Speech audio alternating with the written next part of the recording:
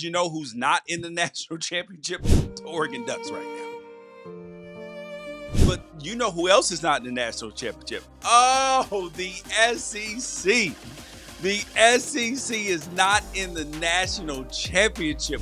What are we supposed to make of what is going on here, people? Oh, and people are dancing on the SEC's grave. Oh, they're like, oh, they're done.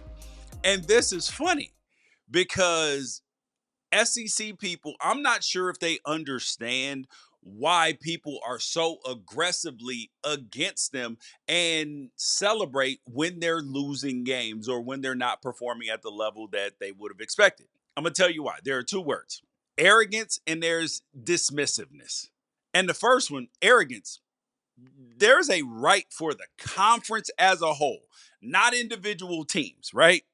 Like Texas A&M, Vanderbilt, Kentucky, Tennessee anytime recently, Florida. They got nothing to be dancing around about. Oh, SEC, SEC. Ole Miss, nothing to be dancing around about.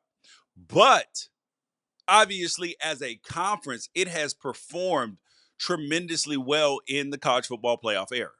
Absolutely has. And so there's a legitimate arrogance there. But the problem is it's the dismissiveness of other football.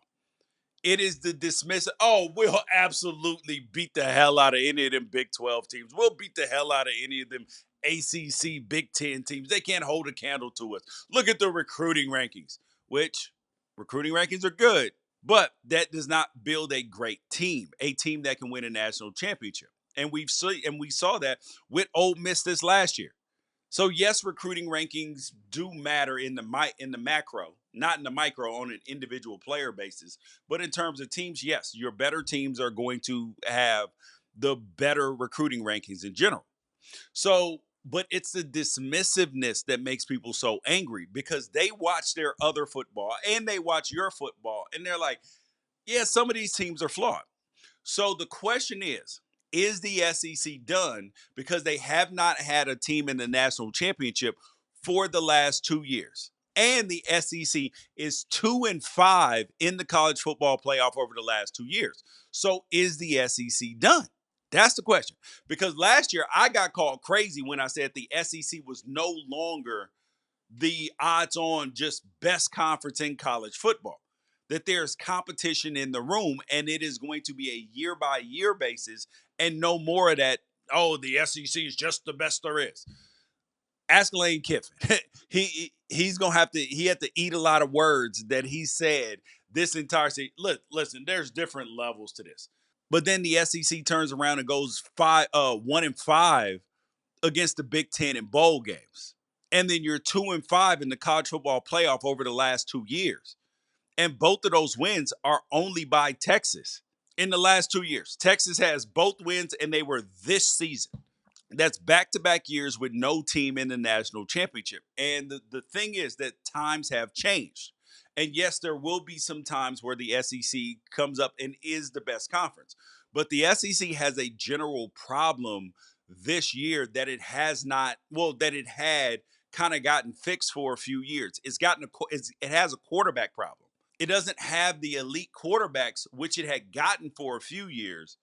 And right now you're sitting with quarterbacks that are good, but not elite. I mean, I know a lot of people thought that Jalen Milroe was going to be more spectacular and dynamic with Kalen DeBoer at Alabama. Jackson Dart, he obviously did pretty well at Ole Miss. Ewers, he was kind of up and down at Texas. He was good, and then he was okay, and then he'd be good. But it wasn't elite quarterback play. Kentucky doesn't have it. Florida may have it next year, but they didn't have it this year. Tennessee didn't have elite quarterback play. They may have it next year, but not this year. Auburn, no. Texas A&M, no. All the Missouri, no. You're not getting elite quarterback play, and this is why the conference is not at the top of the food chain this season, and the Big Ten is. So you got Penn, and then the last 2 years, the teams that you have in the Final Four, you got Penn State, Notre Dame, Ohio State, and Texas. Those were your Final Four. You had one SEC team in Texas, and that's it. Last year, you had Washington, Michigan, Bama, and Texas. Now, Texas was in the Big 12 then, so no, you don't get a chance to count them. And they've been taking early exits. Well, Bama took an early exit last year, and now it's different.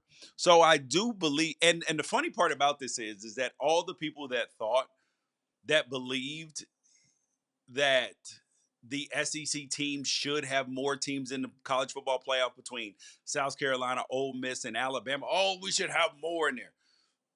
Look at what they did in bowl games. And yes, I know that it's different, but Alabama had their roster there significantly more than Michigan had, and Michigan don't even have a quarterback. And the half quarterback that they got in Davis Warren, he got hurt. So, do you guys believe that the SEC is done?